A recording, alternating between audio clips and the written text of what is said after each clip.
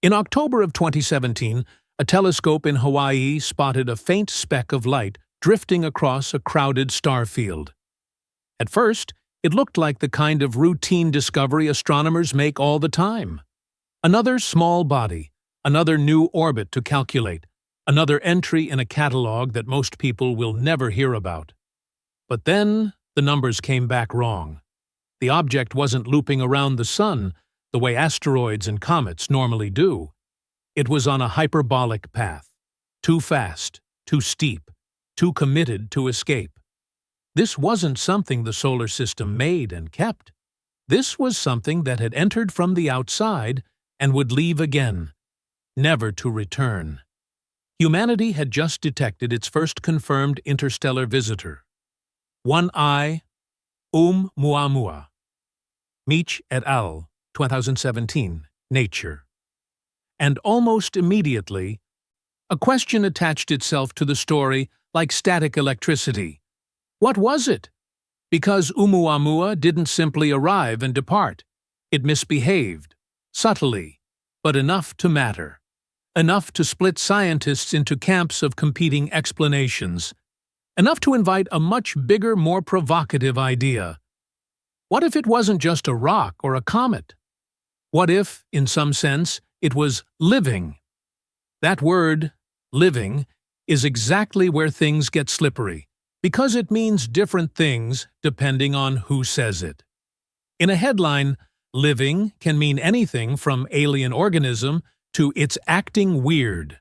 In science, living is an extremely high bar, a system that maintains itself, responds to its environment, and reproduces with variation. Nobody has proven that about Oumuamua, not remotely. But the reason the idea won't die is that Oumuamua landed in the worst possible place for certainty. A tiny window of observation, a handful of measurements, and behavior that didn't fit neatly into the categories we rely on. So let's walk through what astronomers actually saw, why it sparked the biological secrets storyline, and what kind of evidence would be required to move from a viral claim to a testable scientific one. When Oumuamua was discovered, it was already on its way out. We didn't catch it cruising in slowly with months to prepare. We caught it in the act of leaving, fading quickly as it receded into darkness. That matters because astronomy is often a game of patience, and Oumuamua offered almost none. With what little time they had, astronomers tried to extract everything possible from a faint dot.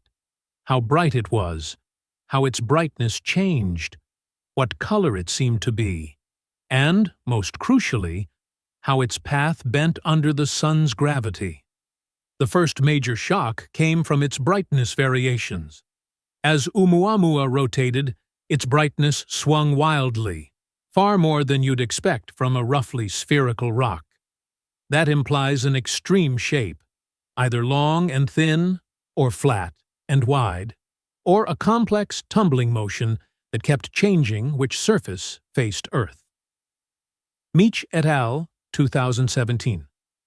In plain terms, it didn't look like the familiar, modestly lumpy asteroids we're used to. It looked like something pushed to an edge case. Then came the second shock, its motion. As astronomers refined its trajectory, they found evidence of a small but measurable extra acceleration, an additional push beyond what gravity alone should produce. Micheli et al., 2018, Nature. That kind of non-gravitational acceleration has a common explanation in our solar system: comets. When sunlight warms an icy body, gas vents from the surface. Those jets act like tiny thrusters. So the natural move was to say, fine, maybe it's a comet. But comets usually advertise themselves. Gas and dust form a coma. Dust catches sunlight and creates a tail. Oumuamua didn't show a clear coma in early observations, and later observations placed constraints that made a big, dusty, comet-like outflow harder to support. For example, Spitzer non-detections and follow-up analyses constrained size outgassing scenarios. See Trilling et al., 2018, AJ 3. Now the puzzle had a shape. We had an interstellar object with an extreme-looking light curve and an unexplained push, without the obvious visible signs of the mechanism that usually causes that push. That is the exact recipe for a scientific mystery that goes public. Because once you admit, "we don't know," the space fills quickly. Some ideas are mundane, some are exotic, and some are so emotionally compelling that they spread even when the evidence is thin. This is where the living framing enters, not as a conclusion, but as a temptation. If you want to connect an interstellar object to biology, you don't have to claim it's an alien creature flapping through space. You can make a much smaller claim that interstellar objects could act as carriers, packages, moving complex organic chemistry between planetary systems. That concept has a name: panspermia. The hypothesis that life or its precursors can spread through space. The idea is controversial, mostly because it's hard to prove and easy to exaggerate, but parts of the foundation are real. Space contains organic molecules, and bodies like comets and asteroids can deliver them to planets. The cell analogy takes it one step further. It suggests something like this. What if the object's strange behavior hints at a structure that's less like a chunk of rock and more like a light, thin, reactive shell, something that interacts with sunlight and the space environment in a way that looks almost biological? Here's the problem. Nature can build weird things without biology. A non-gravitational push doesn't require a living system. It requires momentum exchange. And there are multiple ways to get that. One hypothesis is still outgassing, just not the kind we spot easily. Maybe Oumuamua vented gas with very little dust, so it didn't form a bright coma. Maybe it released a volatile species that was hard to detect from Earth in the short window we had. Micheli et al., 2018. Another hypothesis proposes a composition that behaves unusually near the Sun. Some researchers have suggested that a fragment of nitrogen ice, like material from a Pluto-like surface, could sublimate in a way that produces acceleration, while leaving a relatively faint dust signature. Desch and Jackson, 2021, JGR Planets. Others have explored whether hydrogen could be released from water-rich ice under certain conditions. Seligman and Laughlin, 2020. APJL. There are also models where the object is extremely porous or fluffy, giving it a high area-to-mass ratio and making it more responsive to radiation pressure and subtle forces. These ideas vary by author. The key point is that low density plus high area can mimic some of what people attribute to exotic causes. And then there's the most famous exotic idea. Maybe sunlight pushed it directly, the way light pushes a solar sail. That speculation gained attention in part because it connects to artificial origins narratives. But even there, sunlight pressure is a real physical effect. The debate is whether any natural object would plausibly have the required geometry and mass-to-area ratio. Bialy and Loeb, 2018, APJL 6. Notice what all of these explanations have in common. None of them require life. None of them require intention. None of them require biology. So why does the Living Interstellar Visitor title work so well? Because the biological interpretation latches onto something deeper than the acceleration. It latches onto the fact that Oumuamua came from another star system. That means it formed in another protoplanetary disk, in another chemistry, under another history of radiation, impacts, and collisions. It is, in a literal sense, a sample of elsewhere. And elsewhere is where biology might exist. If life is not unique to Earth, and we don't know that it is, then interstellar debris becomes more than geology. It becomes potential biotransport, or at least potential prebiotic transport. The galaxy could be exchanging ingredients between systems over billions of years. That is the scientific core hiding under the sensational headline. Not, "This object is alive," but "The galaxy may not be chemically isolated." Still, if you're going to suggest something might be alive, even hypothetically, you have to face the brutal reality of interstellar travel. Interstellar space is cold, yes, but cold isn't the main threat. The main threat is radiation and time. Over long timescales, high-energy particles and ultraviolet light damage complex molecules. DNA and RNA degrade. Proteins break down. Membranes fail. A single exposed cell drifting for millions of years would likely be sterilized. The only plausible way to keep biology viable would be shielding, a protective layer of rock, ice, or dust thick enough to block the worst radiation, combined with a dormant state, something spore-like, metabolically silent, waiting. We do have evidence that certain organisms can survive harsh space exposure for extended periods when shielded, including experiments on and outside the International Space Station. For example, ESA's EXPOSE experiments and related astrobiology work on microbial survivability in space conditions. But survive for a while in low Earth orbit when shielded is not the same as survive interstellar travel. The gap is enormous. That doesn't make panspermia impossible, but it does raise the standard. Extraordinary claims don't just need extraordinary evidence, they need extraordinarily careful mechanisms. And Oumuamua gave us no biological mechanism we could confirm. No sample, no close-up image, no chemical spectrum sharp enough to declare this is biology. Just a rapidly fading dot and the physics of its motion. Which brings us to the most important clarification in this entire story.